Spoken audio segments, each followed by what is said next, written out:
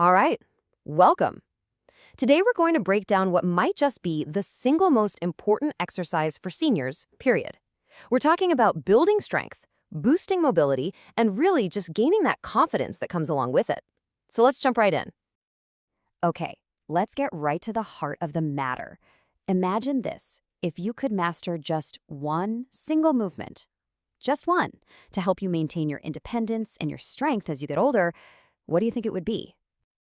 Well, the answer is probably simpler than you think. It's powerful, and get this, it's something you're already doing dozens of times every single day without even realizing it.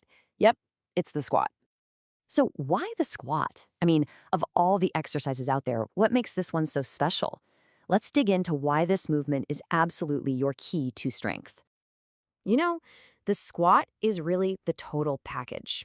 It's so much more than just a leg exercise. It fires up your core, which is crucial for stability. It improves your hip mobility so you can move more freely. And of course, it strengthens all the big players, your glutes, your quads, your hamstrings. It's basically a total body workout in one move.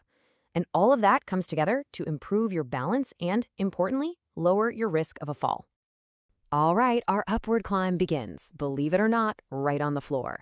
Before we even think about standing up, we've got to build our foundation. That means waking up and activating the key muscles you need for a safe, powerful squat. And our starting point is the glute bridge. So what you'll do is lie on your back with your arms out at about a 45-degree angle.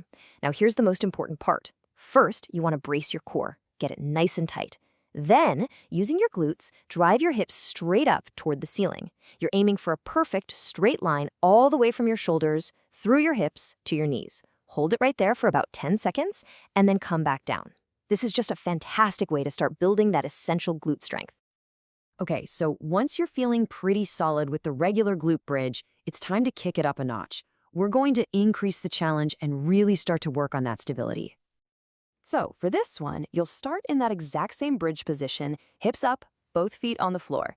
But then you're going to extend one leg straight out. Now the big goal here, the real challenge, is to keep your hips perfectly level. You've got to fight the urge to let one side dip down. It's way more challenging for sure, so just hold for 5 or 10 seconds. And of course, lower down and make sure you do the other side too. All right, let's continue our set. We're getting off the floor and getting vertical. And for this next stage, we're going to use a super common piece of furniture, just a simple chair, to safely practice the squatting motion. This is what we call the box squat. And our first step here is all about building confidence and just getting your body used to the movement. To do that, we're going to use the arms of a nice sturdy chair for a little extra support. It's pretty straightforward. Just stand right in front of the chair. As you lower yourself down to sit, go ahead and use the arms of the chair to help guide you and support your weight. Then, once you're seated, use those same arms to help press yourself right back up to standing. The goal here is just to repeat that about 10 times, really letting your body get comfortable with the whole motion. Okay, for our next step, we're going to do something that might sound a little weird. We're actually going to make the exercise a bit easier, but there's a good reason. We're adding a cushion, and that's going to allow us to stop using the arm support. See, by putting a foam pad or even just a firm pillow on the chair, you're raising the height of the seat. This means you don't have to go down as far, which makes the squat itself easier. So now you can extend your arms out in front of you for balance, squat down until you just touch the cushion, and then push straight back up. This is great because it lets you focus 100% on your leg strength without any help from your arms. And you know what comes next? For the final progression here, we just take away the cushion. That's it. Now you're doing the full range of motion, squatting all the way down to the chair seat and standing back up, all on your own with no support. Look at that. You've totally mastered sitting and standing from a chair. So now it's time to move to the next level. We're going to take away the safety net. We're going to work on finding your balance without a seat there to catch you. Welcome to the assisted air squat. And you've got two fantastic options here. First, you can hold onto something stable, like a kitchen countertop or the back of a sturdy chair.